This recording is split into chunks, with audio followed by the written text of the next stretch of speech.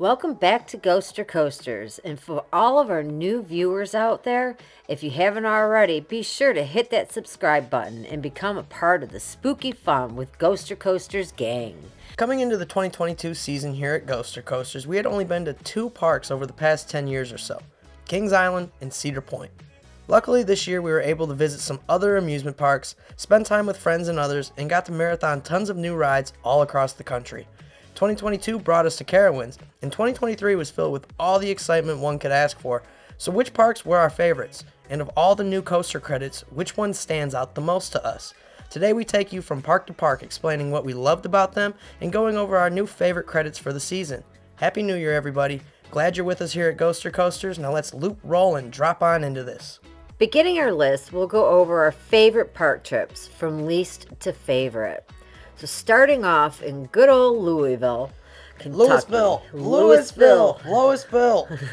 Louisville, Kentucky at Kentucky Kingdom. Yeah, Kentucky Kingdom was a pretty good day for us. I think we're going to go over some of the things we did and didn't like about the trip. So starting off first, the drink plan there was really bad. So you spent like 17 or 18 bucks on this cup that you get, but then you had to pay per refill. So there was no real drink plan throughout the day. You're still spending, say you got 5 refills, you're still spending 30 bucks in drinks already. So like their drink plan could definitely use some improvements in my opinion. That's one of the first things I would say. And then we can move on to like the food. There was barely any food shops open. They didn't have a food plan for dining.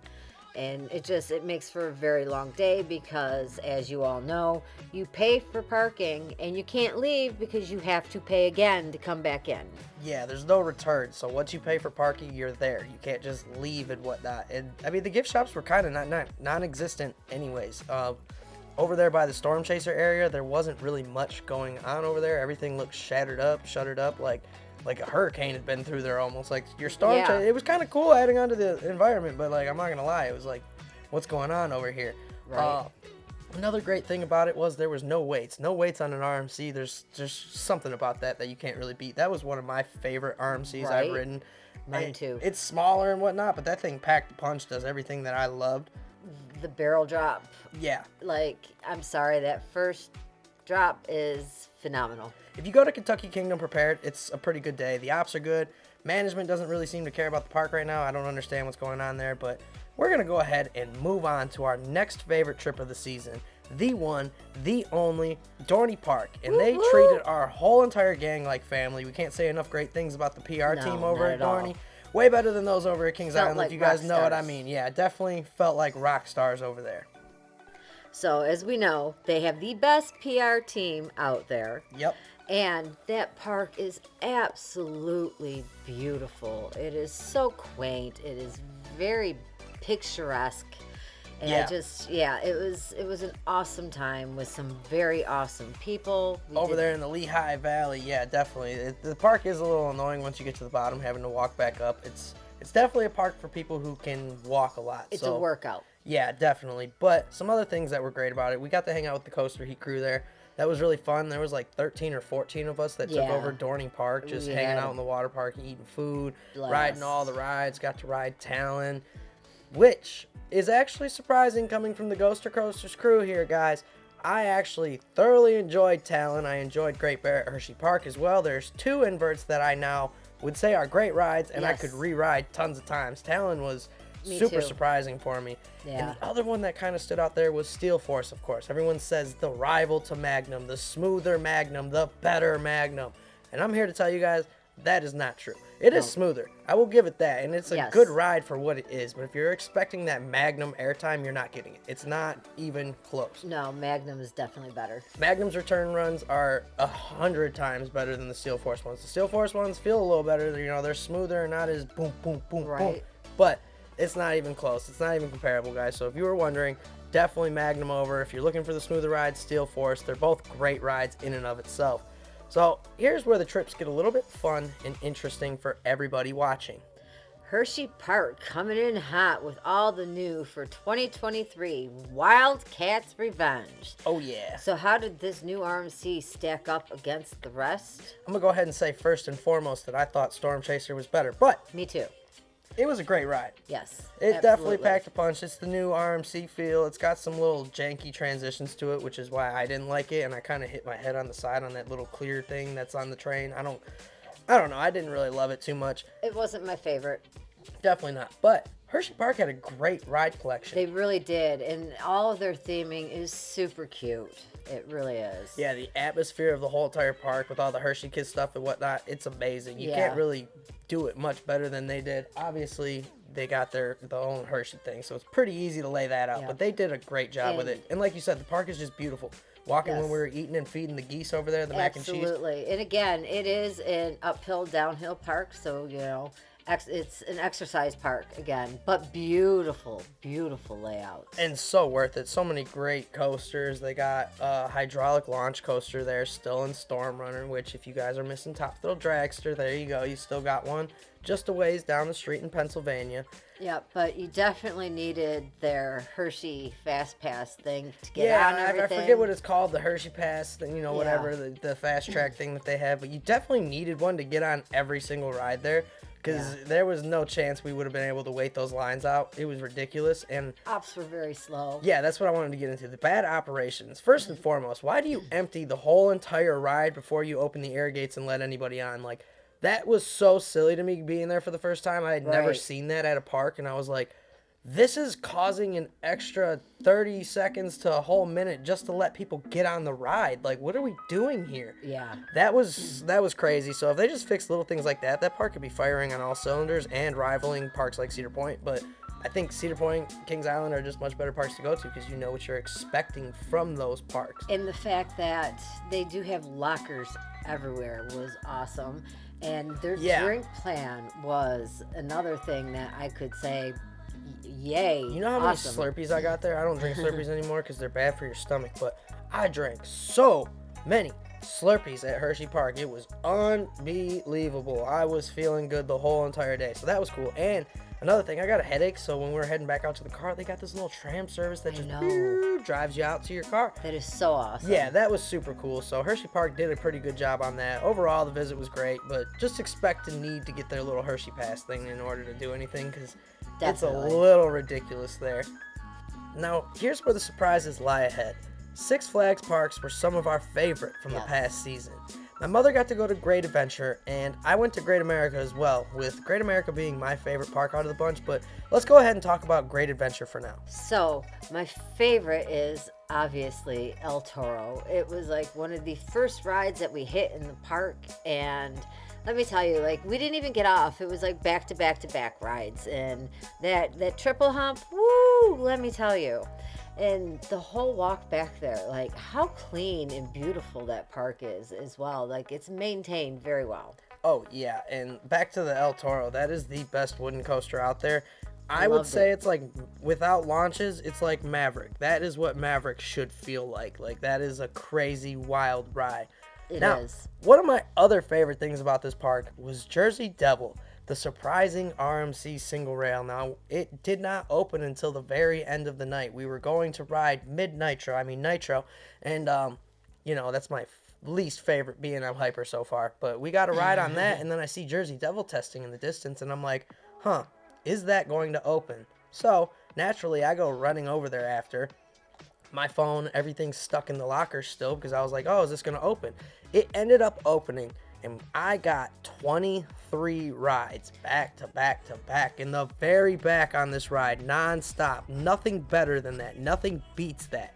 Well, I was taking a nap in the car because I was not feeling well. But I did give her a call, just so everybody knows, because I found out the park closed at 9:30 and not 9. So I called her about 8:50. It was like, hey, get your ass in here. But and I was just kind of waking up. But anyways, the one thing that I am excited about is, even though we didn't get to do King Dakar because it didn't open, right? We did get to do the drop tower, and that was insane. I loved it. That was, best drop tower I've ever done. Just being up. So we got on King Dakar's structure. That counts, sort of, right? For a credit. I mean, come on, guys. That was pretty cool. The drop was amazing on that, though. She is not lying. Another great thing about the park was all of the gift shops. There was so many of them to choose from. The spooky one was my favorite because it was getting right around Halloween time there. Yeah. So they had the spooky gift shop. I got my girlfriend a few things. I got a spooky hoodie for me. I ran all throughout the park to find my mom a hoodie in her size because she was bummed that she couldn't find one, and then she was too tired and didn't want to walk around, so I went and found one before getting on Jersey Devil, of course, but He's awesome. it was a fantastic time. So, yeah, definitely one of the best parks. And, of course, we got to hang out with the Coaster Heat crew there as well. It was a whole road trip that we got to do. Hershey, Dorney, and Six Flags. It was the first park of the road crew trip. Yeah, so it's hard to beat that one. That was fantastic to start with. Yeah. Now, moving to Great America, I got to do this one solo. I went with my girlfriend and her sister. That park was just phenomenal, top to bottom. First and foremost, that lineup rivals any lineup in the country, basically. I mean, it has a launch coaster, a hyper coaster, it's got the invert, it's got a flying coaster, it's got a looping coaster like Corkscrew, it's got an Ace Classic coaster in the Whizzer, it's got the wooden coasters with the American Eagle racing ones. It's just hard to beat, and Goliath technically is a wooden coaster as well, the RMC. So many things about that park, and for me, it kind of rivals like Kings Island, where there's just a whole bunch of things to do. There are so many good rides there that it's hard to be like, all right, there's nothing to do here. That park just has so much to offer. It was super clean, super fun for me. Like I said, great collection of rides, well-rounded. The theming was sick for the Western Territory. There was a cool little area over there where you walk under this tunnel and there was a whole Western Territory, and you look and you see Max Force launching up in the distance. That was another cool thing about the park, is you could hear the boom of the air launch of Max Force every once in a while as you were walking around. That was super cool. I didn't need a flash pass the whole time we were there. We kind of used the single rider line on some of the rides, and the other ones we got to just go up.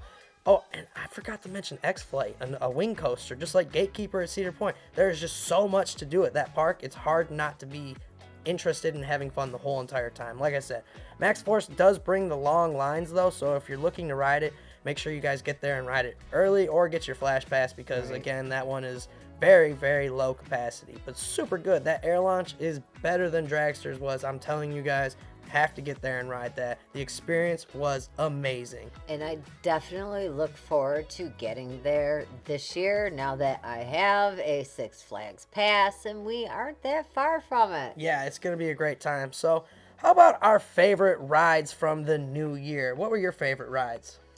Oh, I will say Storm Chaser for sure. Lightning, Rudd or whatever at Kentucky Kingdom was awesome too. The Chance Hyper GTX, that thing was amazing. It had a great little pop. El Toro is definitely one of my top. Agreed. That's like a top 5 coaster for me. It definitely, easily. And I am definitely putting on there Candemonium. Oh yeah. Talon and Big Bear. Steel Forest, Great Bear, whatever, Big Bear. I'm forgetting. Big Bear Mountain, the Great wing. Bear. Yeah, or not the wing, but the invert. Invert. I know what you're talking about. We know what you're talking about. That ride was absolutely amazing for an invert. And as far as my favorite rides, like I loved Jersey Devil. I thought Raging Bull was amazing. Goliath. I can't wait for you to get to Great America because those rides are great over there. Obviously not Jersey Devil, but the other ones. Sky Rush was a surprise for me. Obviously El Toro, and I'll give Steel Force some love here. Sky Rush. I'll give Steel Force a little bit of love. Storm Chaser, Storm Runner was also great at Hershey Park. So that's my list of my favorite rides from the year. What are some of your guys' favorite rides? Our 2023 was filled with tons of great trips. Great moments, memories, new experiences, and rides, we think.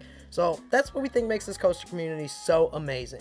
The ability to share and have new fun experiences at parks all across the country with strangers who turned into friends. Oh yeah. New people becoming familiar faces as we all ride our way through our coaster credit journeys. Woo! What were some of your favorite new parks from the 2023 season? How many new credits did everybody get? I mean, come on, guys, list them down below. What was your favorite park that you went to? What's your favorite new coaster? How many of them cracked your top 10s? Make sure you guys are leaving those comments down below. Smash that like button as well because it greatly helps the channel. You guys are, of course, what makes any of this possible. Without y'all, we wouldn't be coaster ghosting. And if you haven't by now, hit that subscribe button. What are you guys waiting for? You already know the spooky content is all cool fun, so make sure you do that right now. And as always, thanks for being a part of this spooky community and for Coaster Ghosting with Ghoster Coasters. Have a Six Flags day, everybody. At America's Rock and Roller Coast. Happy New Year! Oh, yeah.